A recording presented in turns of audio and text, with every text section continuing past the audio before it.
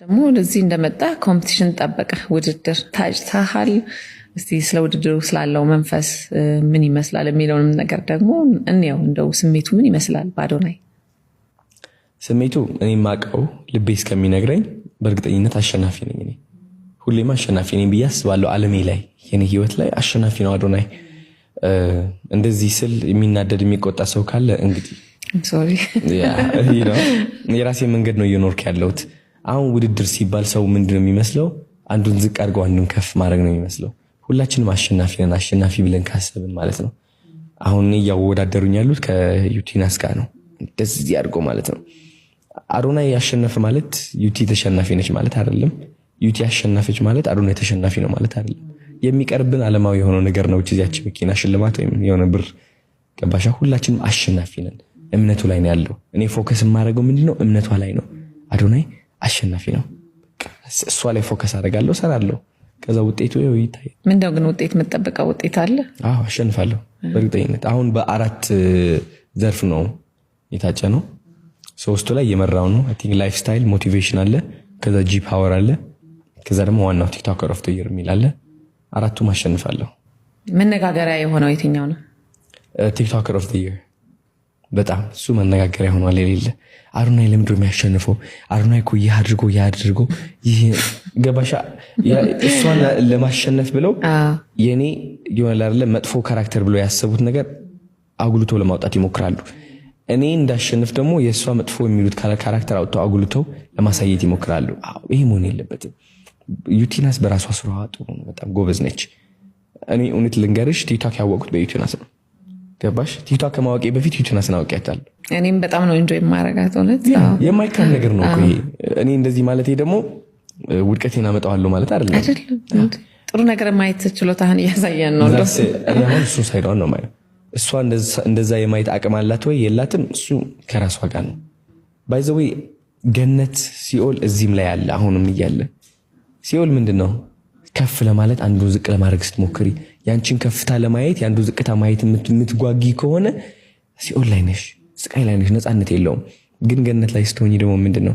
ሌላ ሰው ቢያሸንፍ ቢጠቀም አንቺ እንደማትጎጂ ስታቂው በቃ ላይ ነፃነት አለው፣ ሰላም አለው ከምታስቢው በላይ።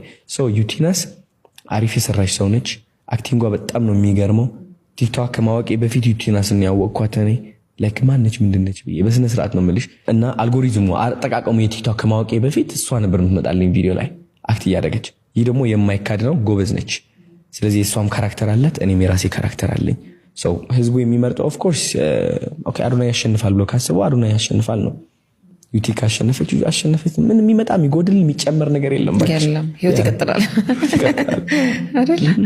በጥሩ መንገድ ገልጸዋል። አሁን ዩቲናስ ኢስት አፍሪካ ላይ ተመርጣለች፣ የኢስት አፍሪካ እጩ ሆናለች።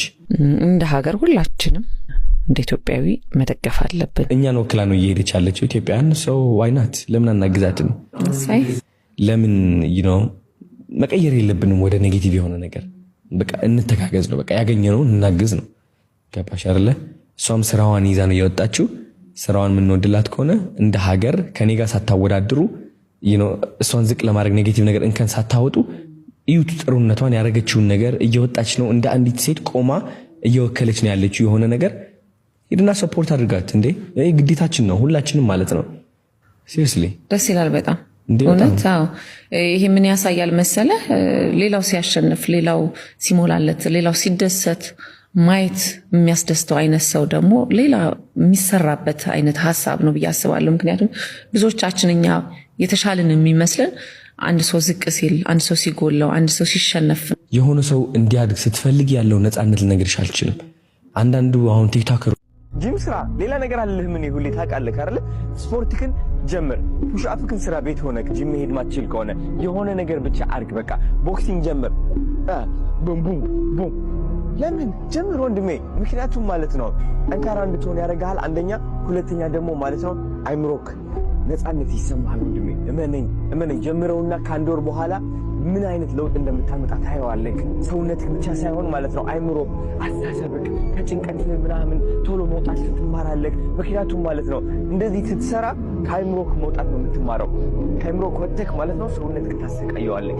ገባህ አይደል? ከዛ ቢላክስ ታላለህ።